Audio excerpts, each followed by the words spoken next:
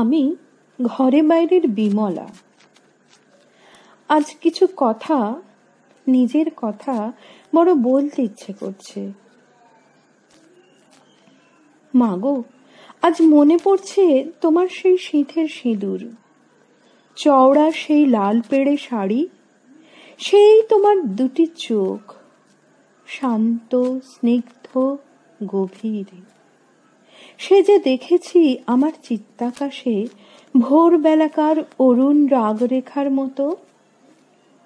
আমার জীবনের দিন যে সেই সোনার পাথেয় নিয়ে যাত্রা করে বেরিয়েছিল, তারপরে পথে কি কালো মেঘ ডাকাতের মতো ছুটে এলো। সেই আমার আলোর সম্বল কি এক কণাও রাখলো না। কিন্তু জীবনের ব্রাহ্ম মুহূর্তে সেই যে উষাসতীর দান, দুর্যোগে সে ঢাকা পড়ে, তবু কি সে নষ্ট হবার? আমাদের দেশে তাকেই বলে সুন্দর, যার বর্ণ গৌর, কিন্তু যে আকাশ আলো দেয় সে যে নীল। আমার মায়ের বর্ণ ছিল শ্যামলা, তার দীপ্তি ছিল পুণ্যের, তার রূপের গর্বকে লজ্জা দিত। আমি মায়ের মতো দেখতে, এই কথা সকলে বলে। তা নিয়ে ছেলেবেলায় একদিন আয়নার উপর রাগ করেছি। মনে হতো আমার সর্বাঙ্গে এ যেন একটা অন্যায়, আমার গায়ের রং এ যেন আমার আসল রং নয়, এ যেন আর কারো জিনিস, একেবারে আগা গোড়া ভুল। সুন্দরী তো নই, কিন্তু মায়ের মতো যেন সতীর যশ পাই দেবতার কাছে, এক মনে এই বর চাইতুম। বিবাহের সম্বন্ধ হবার সময় আমার শ্বশুর বাড়ি থেকে দৈবজ্ঞ এসে আমার হাত দেখে বলেছিল, এ মেয়েটি সুলক্ষণা সতীলক্ষ্মী হবে। মেয়েরা সবাই বললে, তা তো হবেই, বিমলা যে ওর মায়ের মতো দেখতে। রাজার ঘরে আমার বিয়ে হলো। তাদের কোন কালের বাদশাহের আমলের সম্মান।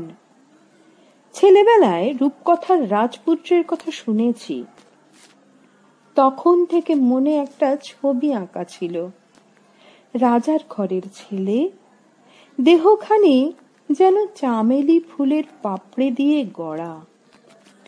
যুগ যুগান্তর যেসব কুমারী শিব পূজা করে এসেছে, তাদেরই একাগ্র মনের কামনা দিয়ে সেই মুখ যেন তিলে তিলে তৈরি। সে কি চোখ, কি নাক, তরুণ গোঁফের রেখা ভ্রমরের দুটি ডানার মতো যেমন কালো তেমনি কোমল।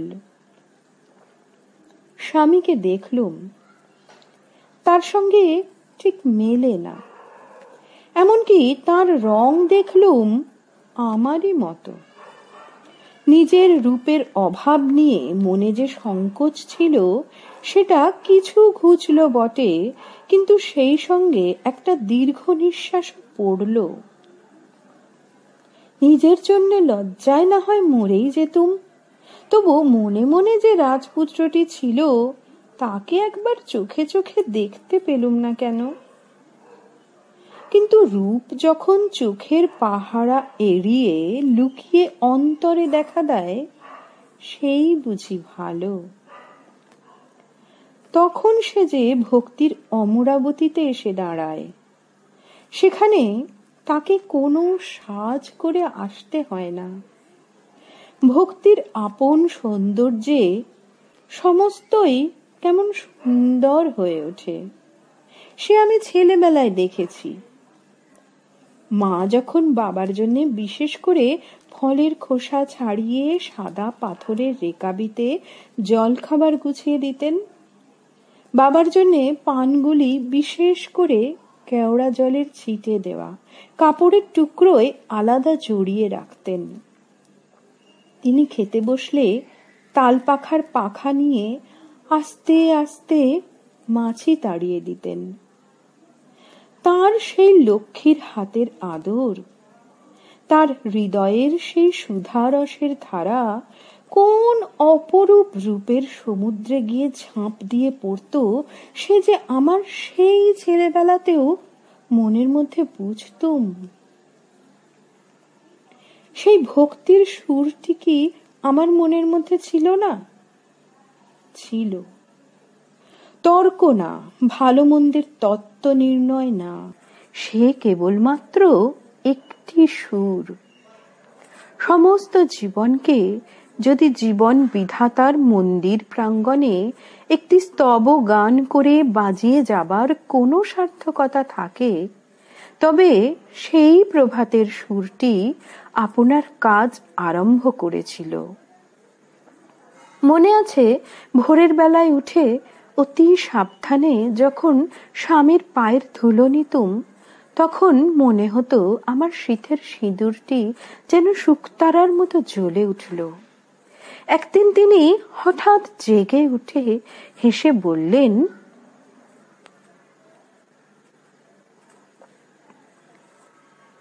আমার সে লজ্জা ভুলতে পারবো না। তিনি হয়তো ভাবলেন আমি লুকিয়ে পুণ্য অর্জন করছি, কিন্তু নয় নয়, সে আমার পুণ্য নয়, সে আমার নারীর হৃদয়।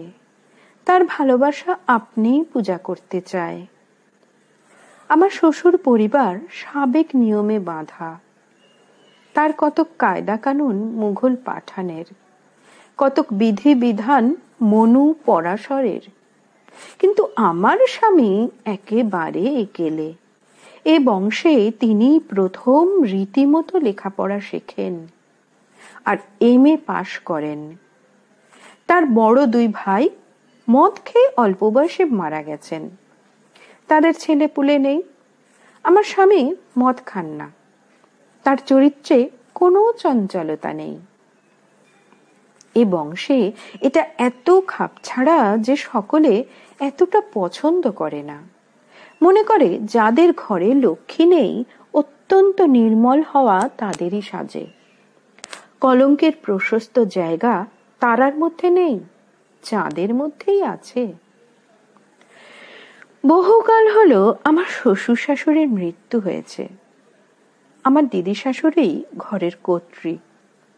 আমার স্বামী তার বক্ষের হাড়, তার চোখের মণি। এই জন্যেই আমার স্বামী কায়দার গণ্ডি ডিঙিয়ে চলতে সাহস করতেন। এই জন্যেই তিনি যখন মিস গিলবিকে আমার সঙ্গিনী আর শিক্ষক নিযুক্ত করলেন, তখন ঘরে বাইরে যত রসনা ছিল তার সমস্ত রস বিষ হয়ে উঠল। তবু আমার স্বামীর জেদ বজায় রইল। সেই সময় তিনি BA পাশ করে MA পড়ছিলেন। কলেজে পড়বার জন্য তাকে কলকাতায় থাকতে হতো। তিনি প্রায় রোজই আমাকে একটি করে চিঠি লিখতেন। তার কথা অল্প, তার ভাষা সাদা। তার হাতের সেই গোটা গোটা গোল গোল অক্ষরগুলি যেন স্নিগ্ধ হয়ে আমার মুখের দিকে চেয়ে থাকত। একটি চন্দন কাঠের বাক্সের মধ্যে আমি তার চিঠিগুলি রাখতুম, আর রোজ বাগান থেকে ফুল তুলে সেগুলিকে ঠেকে দিতুম। তখন আমার সেই রূপকথার রাজপুত্র অরুণালোকে চাঁদের মতো মিলিয়ে গেছে। সেদিন আমার সত্যকার রাজপুত্র বসেছে আমার হৃদয় সিংহাসনে। আমি তার রানী, তার পাশে বসতে পেরেছি আমি। কিন্তু তার চেয়ে আনন্দ তার পায়ের কাছে আমার যথার্থ স্থান। আমি লেখাপড়া করেছি, সুতরাং একালের সঙ্গে আমার এখনকার ভাষাতেই পরিচয় হয়ে গেছে। আমার আজকের এই কথাগুলো আমার নিজের কাছেই কবিত্বের মতো শোনাচ্ছে।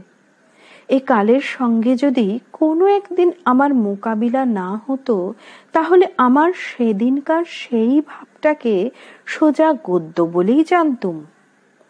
মনে জানতুম মেয়ে হয়ে জন্মেছি, এ যেমন আমার ঘর গড়া কথা নয়, তেমনি মেয়ে মানুষ প্রেমকে ভক্তিতে গলিয়ে দেবে, এও তেমনি সহজ কথা। এর মধ্যে বিশেষ কোনো একটা অপরূপ কাব্য সৌন্দর্য আছে কি না সেটা এক মুহূর্তের জন্য ভাববার দরকার নেই। কিন্তু সেই কিশোর বয়স থেকে আজ এই যৌবনের মাঝামাঝি পর্যন্ত পৌঁছতে না পৌঁছতে আর এক যুগে এসে পড়েছি, যেটা নিঃশ্বাসের মতো সহজ ছিল এখন সেটাকে কাব্যকলার মতো করে গড়ে তোলবার উপদেশ আসছে। এখনকার ভাবুক পুরুষেরা সধবার পাতিব্রত্যে এবং বিধবার ব্রহ্মচর্যে যে কি অপূর্ব কবিত্ব আছে সে কথা প্রতিদিন সুর চড়িয়ে চড়িয়ে বলছেন।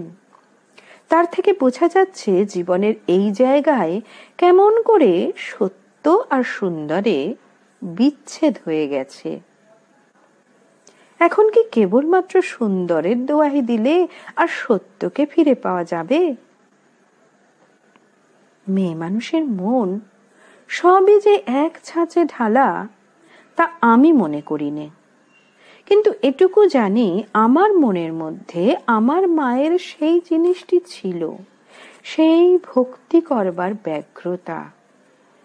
আজকে যে আমার সহজ ভাব তা আজকে স্পষ্ট বুঝতে পারছি, যখন সেটা বাইরের দিক থেকে আর সহজ নেই। এমনি আমার কপাল। আমার স্বামী আমাকে সেই পূজার অবকাশ দিতে চাইতেন না, সেই ছিল তার মহত্ব। তীর্থের অর্থপিশাচ পাণ্ডা পূজার জন্য কাড়াকাড়ি করে, কেননা সে পূজনীয় নয়।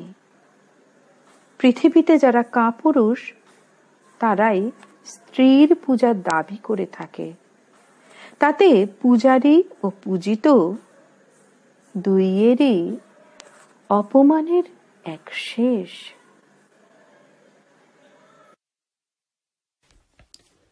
আমি ঘরে বাইরের নিখিলেশ।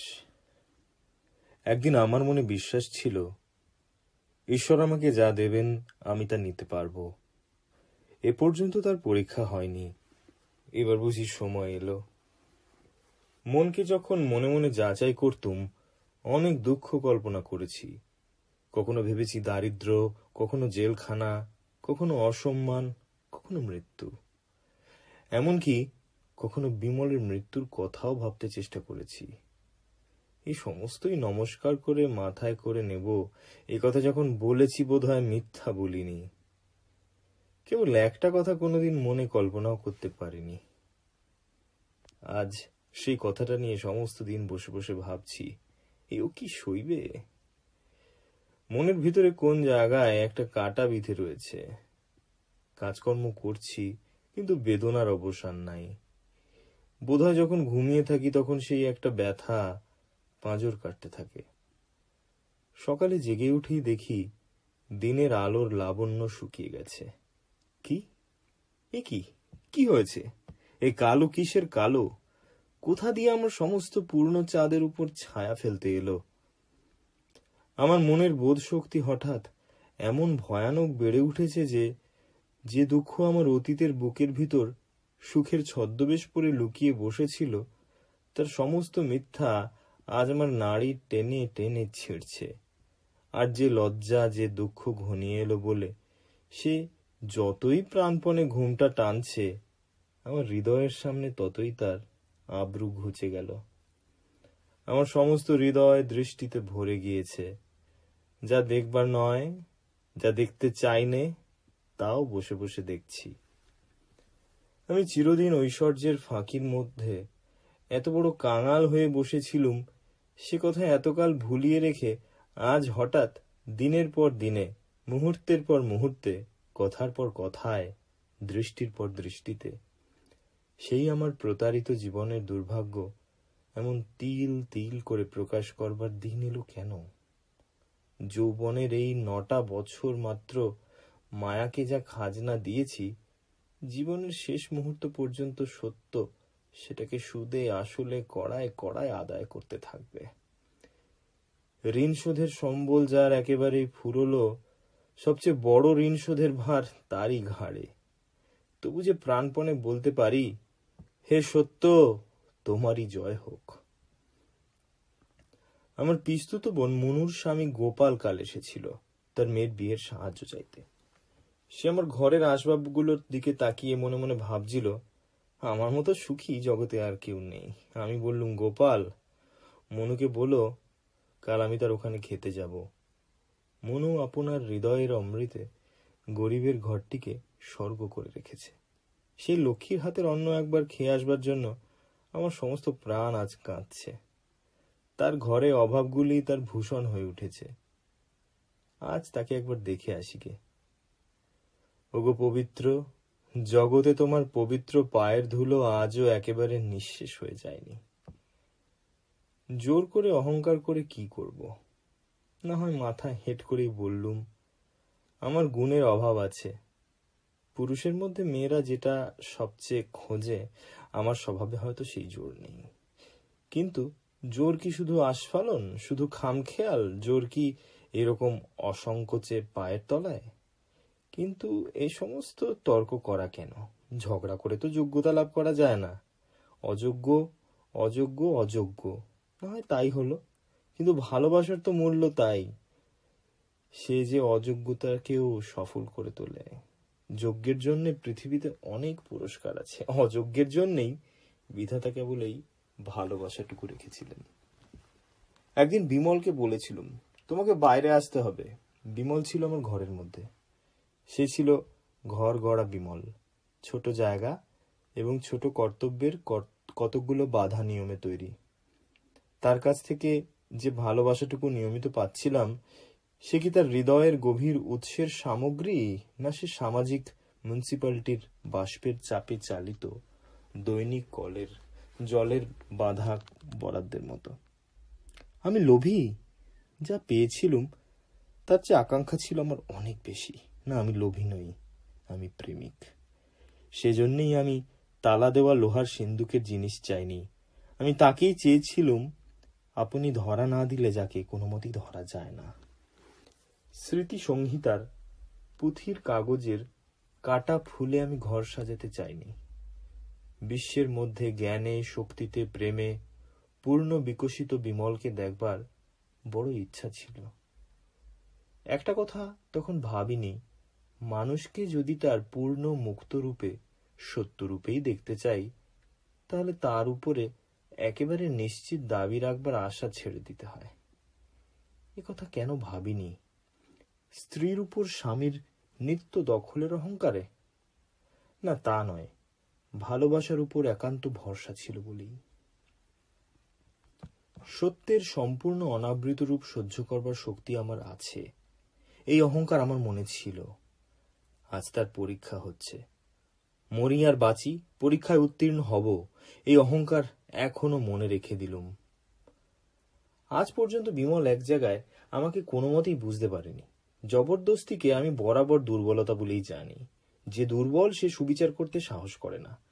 ন্যায়পরতার দায়িত্ব এড়িয়ে অন্যায়ের দ্বারা সে তাড়াতাড়ি ফল পেতে চায়।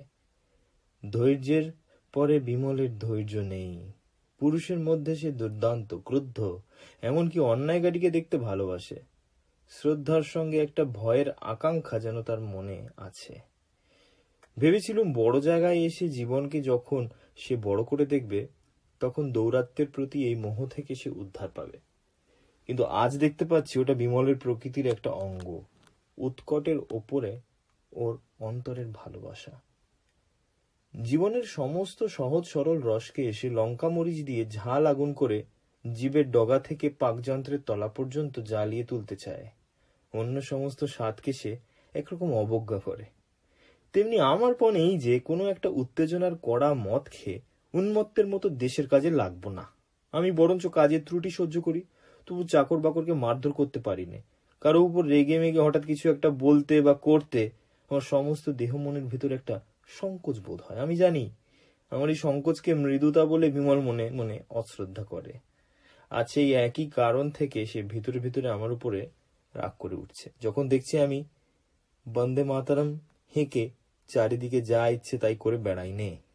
আজ সমস্ত দেশের ভৈরবী চক্রে মদের পাত্র নিয়ে আমি যে বসে যাইনি, এতে সকলেরই অপ্রিয় হয়েছি।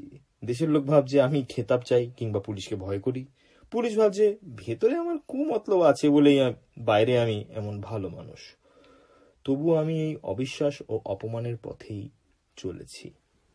কেননা আমি বলি, দেশকে সাদাভাবে সত্যভাবে দেশ বলেই জেনে, মানুষকে মানুষ বলেই শ্রদ্ধা করে যারা তার সেবা করতে উৎসাহ পায় না, চিৎকার করে মা বলে, দেবী বলে মন্ত্র পড়ে যাদের কেবলই সম্মোহনের দরকার হয়, তাদের সেই ভালোবাসা দেশের প্রতি তেমন নয় যেমন নেশার প্রতি। সত্যেরও ওপরে কোনো একটা মোহকে প্রবল করে রাখবার চেষ্টা এ আমাদের মজ্জাগত দাসত্বের লক্ষণ। চিত্তকে মুক্ত করে দিলেই আমরা আর বল পাইনে, হয় কোনো কল্পনাকে, নয় কোনো মানুষকে, নয় ভাটপাড়ার ব্যবস্থাকে আমাদের অসাড় চৈতন্যের পিঠের উপর সবার করে না বসালে সে নড়তে চায় না। যতক্ষণ সহজ সত্যে আমরা স্বাদ পাইনে, যতক্ষণ এরকম মোহে আমাদের প্রয়োজন আছে, ততক্ষণ বুঝতে হবে স্বাধীনভাবে নিজের দেশকে পাবার শক্তি আমাদের হয়নি। ততক্ষণ আমাদের অবস্থা যেমনই হোক, হয় কোনো কাল্পনিক ভূত, নয় কোনো সত্যকার ওঝা, নয় একসঙ্গে দুয়ে মিলে আমাদের উপর উৎপাত করবেই। সেদিন সন্দীপ আমাকে বললে, তোমার অন্য নানা গুণ থাকতে পারে, কিন্তু তোমার কল্পনা বৃত্তি নেই, সেজন্যই স্বদেশের এই দিব্যমূর্তিকে তুমি সত্য করে দেখতে পারো না। দেখলুম বিমলতাতে সায় দিলে। আমি আর উত্তর করলুম না। তর্কে জিতে সুখ নেই, কেননা এ তো বুদ্ধির অনৈক্য নয়, এ যে স্বভাবের ভেদ। ছোট ঘরকন্যার সীমাটুকুর মধ্যে এই ভেদ ছোট আকারেই দেখা যায়, সেজন্য সেটুকুতে মিলন গানের তাল কেটে যায় না। বড় সংসারে এর ভেদের তরঙ্গ বড়, সেখানে এই তরঙ্গ কেবলমাত্র কলধ্বনি করে না, আঘাত করে। কল্পনাবৃত্তি নেই, অর্থাৎ আমার মনের প্রদীপে তেলবাতি থাকতে পারে, কেবল শিখার অভাব। আমি তো বলি, সে অভাব তোমাদেরই, তোমরা চকমকি পাথরের মতো আলোকহীন, তাই এত ঠুকতে হয়, এত শব্দ করতে হয়, তবে একটু একটু স্ফুলিঙ্গ বেরোয়। সেই বিচ্ছিন্ন স্ফুলিঙ্গে কেবল অহংকার বাড়ে, দৃষ্টি বাড়ে না।